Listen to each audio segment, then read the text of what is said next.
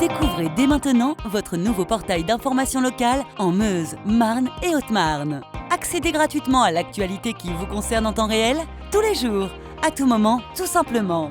Retrouvez en plus du direct tous vos programmes en replay ainsi que tous vos jeux concours. Alors, tout de suite, sans plus attendre, rendez-vous sur puissancetélévision.fr. Une livraison exceptionnelle de vaccins arrive en Haute-Marne. L'agence postale de Couzance-les-Forges sous les feux des projecteurs. Julien Chording, jeune joueur de paintball, à l'avenir tout tracé.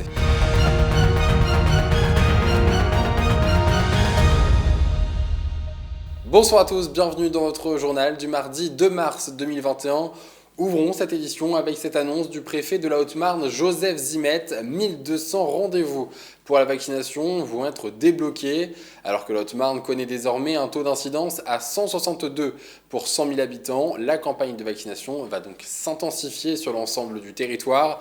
Même si seulement 4,3% de la population haut-marnaise est vaccinée, ce retard va être rattrapé puisque de nombreux rendez-vous vous seront donc proposés dès jeudi et courant mars. 3000 nouveaux créneaux supplémentaires vous seront proposés. On écoute tout de suite Joseph Zimet, le préfet de la Haute-Marne. Nous rentrons maintenant dans un deuxième cycle de vaccination.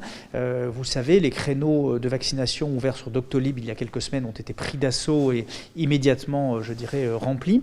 La bonne nouvelle là, c'est qu'avec ces nouvelles livraisons que nous avons eues la semaine passée, que nous attendons à la mi-mars, nous allons pouvoir générer de nouveaux rendez-vous de vaccination. C'est toujours un peu désespérant pour les gens d'essayer d'obtenir un rendez-vous et de ne pas l'obtenir. Donc voilà, là aussi c'est un bon message, un peu d'optimisme si vous voulez, que de pouvoir offrir dès la semaine prochaine de nouveaux créneaux de vaccination. Dès jeudi, nous allons ouvrir à la réservation dans nos centres hospitaliers de Saint-Dizier, Chaumont, Langres et Bourbonne-les-Bains de nouveaux créneaux. Et puis nous allons également monter en puissance sur nos opérations de vaccination dites éphémères. Voilà, donc un petit peu une situation qui s'améliore. Ça reste très contraint. Nous ne pouvons pas vacciner à ce stade encore l'ensemble de la population des plus de 75 ans, mais on améliore nos chiffres et nos statistiques tous les jours et on essaie de couvrir de plus en plus de besoins chaque jour. Mais grâce aux nouveaux arrivages de doses, nous allons rattraper légèrement notre retard. Nous sommes à peu près à 4,3% de couverture de notre population haut-marnaise, ce qui reste évidemment toujours insuffisant face aux attentes, mais qui montre quand même que nous progressons. Merci à Nargis Boussaïd pour ces images. La Poste a lancé un concours national en 2020. Elle a défié ses agents communaux de vendre le plus de cartes SIM. Et la grande gagnante est Coralie Merlette, agent à la Poste de Couzance-les-Forges dans la Meuse. Cette dernière a vendu 47 kits de cartes SIM sur toute l'année. Pour cela, une cérémonie s'est tenue ce matin dans la commune. Regardez ce reportage de Théo Raguin. Ce mardi 2 mars, quand Coralie fermait son bureau de poste à Couzance-les-Forges, ce n'était pas pour rentrer chez elle, mais pour recevoir un prix. En effet, l'employée communale a été récompensée pour avoir été celle ayant vendu le plus de forfaits téléphoniques sur l'ensemble du territoire national en 2020. Ma réaction, c'était que, de toute façon, vous pouvez le voir, franchement très ravie. Je m'y attendais un peu parce que c'est vrai que le dernier mois, on a fait quand même un bilan toutes les semaines pour voir un peu à quel niveau on se trouvait. Au tout départ, j'étais pas la première, on va dire début novembre, c'était pas encore le cas. Et quand mon formateur Christophe Sylvestre de la Poste m'a annoncé que j'étais passée première, j'ai tenu le cap jusqu'au bout et puis du coup, non, c'est vrai que ça fait plaisir quand même. Dès que la nouvelle est tombée, les usagers de l'agence postale communale ne se sont pas fait attendre pour féliciter la toute nouvelle récompensée. Vraiment, les clients ont été vraiment très très ravis et à mon étonnement, vraiment que du positif parce que les gens m'ont dit écoutez, nous ça nous étonne pas, ils sont ravis de venir ici, c'est vraiment un village, petite agence, mais maintenant mes clients je les connais par cœur, il y en a maintenant ils m'appellent par mon prénom, toujours dans le respect. Non, franchement les gens ils ont été très très contents. Et ce sentiment est également partagé par le siège national de la Poste qui a organisé la cérémonie de remise des prix au sein de la commune meusienne pour remercier Coralie Merlette de son dévouement pour son poste.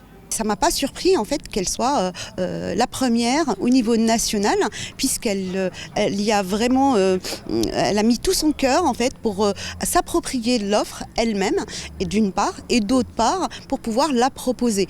Donc c'est une surprise parce que c'est la première au niveau national dans une petite commune avec dans son agence 15 à 20 clients jour qui passent, mais en même temps avec son dynamisme et surtout son sourire et son accueil, voilà, elle a su faire la différence. Acte de simple bienveillance ou stakhanovisme déguisé, le débat peut se poser, mais l'essentiel aujourd'hui pour Coralie est de profiter de sa récompense. Passons dès à présent au chiffre du jour qui s'élève à 469. En effet, il y a 469 ans, le 1er mars 1562, François de Lorraine, duc de Guise et prince de Joinville, était de passage à Vassy.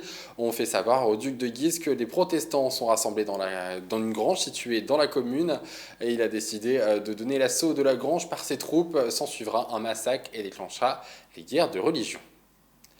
Tout autre chose à présent, allons à Ancerville à la rencontre de Julien Schording, un jeune joueur de paintball qui a fait ses débuts dans le club braguard Weapons. Désormais, il s'entraîne à Paris en équipe de France, mais s'entraîne ponctuellement dans le secteur. Narjis Boussaïd l'a suivi lors d'un entraînement intensif. Regardez. À seulement 16 ans, Julien a un palmarès déjà bien généreux. Ce vice-champion du monde dans la catégorie U16 de paintball a découvert la pratique lors d'un anniversaire. Depuis, elle ne la quitte plus. Je ne pensais pas du tout pouvoir avoir ce niveau-là. Et c'est vraiment quand je suis parti au RNPPC à Paris que ça a pris de l'ampleur. C'est dû à mes entraînements. Tous les samedis, je suis présent, même s'il faut que je fasse 2h30 de route. Je vais m'entraîner à chaque fois, je suis jamais absent.